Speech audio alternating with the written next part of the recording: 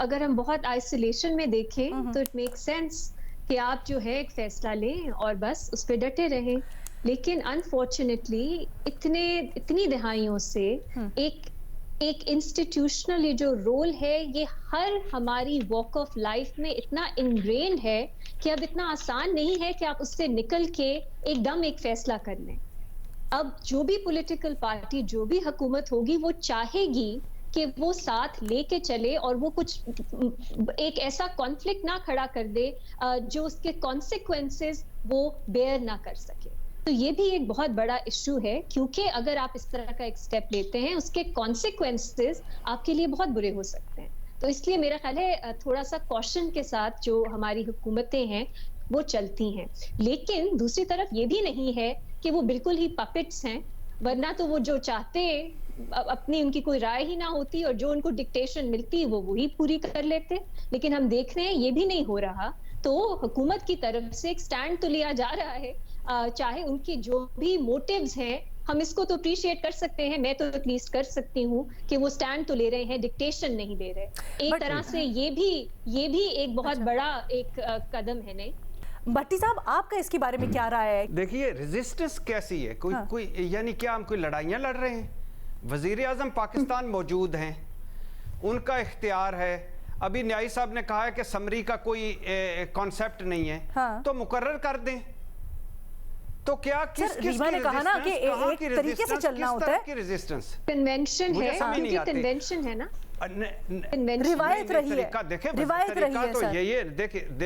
देखिए तरीका तो यही है ना कि 5-5-6 हमारे सारे सीनियर अफसर हैं, सारे अहल हैं, सारे तजर्बाकार हैं, सारे मुहिब्बे वतन हैं, सारे मेरिट पे हैं। आप वजीर आज़म जिसको समझते हैं उसको कर दें। लेकिन अब अभी 2-3 जुमले मैं बातें करना चाहता हूँ। एक तो अपना बंदा लगाना, ये कब हमारा शौक पूरा होगा? कोई इदारा ऐसा हम बचना देना चाहते हैं जहां पे अपना बंदा नहीं ठोसना चाहते। अच्छा। दूसरा, जमहूरियत का मतलब क्या होता है? जमहूर की खुशहाली। कोई है जिसने अपनी आल औलाद और नस्लों के अलावा जमहूर की तरफ देखा हो? वोट को इज्जत दो का मतलब क्या होता है? वोट की बुनियाद पर लुटमार करना, सरे महल लेवन फील्ड बनाना। अच्छा, सिविलियन बालादस्ती का क्या मतलब होता है? गेट नंबर 4 लीडर का क्या मतलब होता है? कभी लंदन कभी जद्दा। यानी 18वीं तरमीम तक कर ली, हमारी एजुकेशन किधर है? हमारी सेहत किधर है? हमारे अस्पताल किधर हैं? हमारे स्कूल किधर हैं? फौज ने रोका हुआ है कि अच्छे स्कूल ना बनाओ, अच्छे अस्पताल ना बनाओ। आप प्राइवेट पार्टियां बने हुए हो, आपका बाप बेटा फिर बेटा फिर बेटा फिर बेटा। ये फौज ने कहा है कि अपने अंदर ही रखनी है। फौज ने कहा कि आप गवर्नेंस अच्छी ना करो, परफॉर्मेंस अच्छी ना दो। फौज ने कहा ये इख्तियारात मांगे से मिलते हैं, इज्जत मांगे से मिलती है। रीमा, आपका जवाब देती हूँ। रीमा जी, अलीना, बिल्कुल दुरुस्त बात है ये। अगर आप भट्टी साहब ने कहा हमें कि यहाँ पे सेहत और एजुकेशन और ये सब बेहतर करने से किसने रोका है, लेकिन जब आप देखते हैं रिसेंट बहुत बड़े जो स्कैंडल्स आते हैं, कुछ नाम उनके पीछे जो हैं वो ढके छुपे ही रहते हैं। अगर उन पे कोई एक्चुअल इन्वेस्टिगेटेड स्टोरीज करें, और कुछ लोगों ने की हैं, अनफॉर्चुनेटली वो आवाम तक नहीं पहुंचती, तो और भी लोग हैं जो उनमें मुलव्वस होते हैं, उनका बस सिर्फ नाम सामने नहीं आता। तो जब हम पॉलिटिशियंस को दुरुस्त उनको ब्लेम करते हैं, सारे करप्शन स्कैंडल्स, जिन लोगों के नाम सामने नहीं आते, बार बार हमें रिमाइंड करवाना चाहिए हमारे व्यूअर्स को कि वो भी उसी का एक हिस्सा है। दूसरी चीज ये रीना, आप जो हैं आप कंपेयर कर रही हैं इस सिचुएशन में इख्तियार प्राइम मिनिस्टर का है, जो ब्लैकमेल कर रहा है वो कोई और है। अब ये विक्टिम ब्लेमिंग नहीं हुई कि आप कह रही हैं कि क्यों नहीं रेजिस्ट करते। ब्लैकमेल जो कर रहा है वो एक अनकॉन्स्टिट्यूशनल, अनलॉफुल तरीके से कर रहा है, इसलिए जो ब्लेम है वो उन पे जाता है। जो ब्लैकमेल हो रहा है वो विक्टिम है, और अगर विक्टिम इस वक्त मेरी नजर में रेजिस्ट कर रहा है तो उसको अप्रिशिएट करना चाहिए, क्योंकि अनफॉर्चुनेटली हमारा कॉन्टेक्स्ट यही है। इसको तब्दील करने की जरूरत है, लेकिन वो मेरी नजर में आहिस्ता आहिस्ता होगा।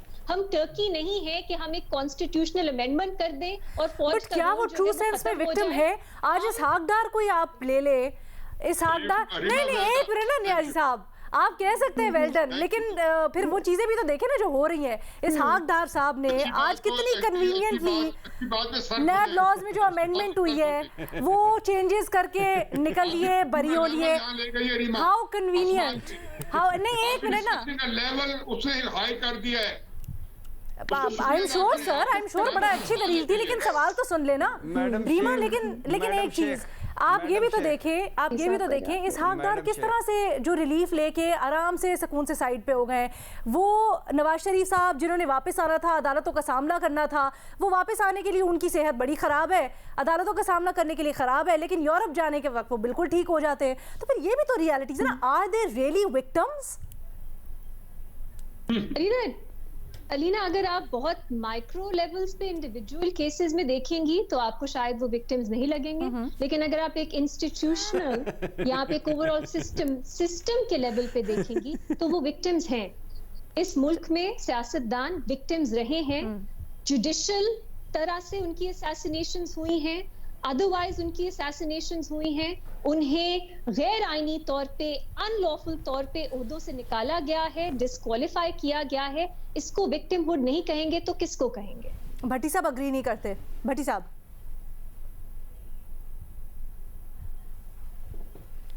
मैडम शेख, हाँ, मुझे आज पता चला है कि मेरा वजीर आजम विक्टिम है।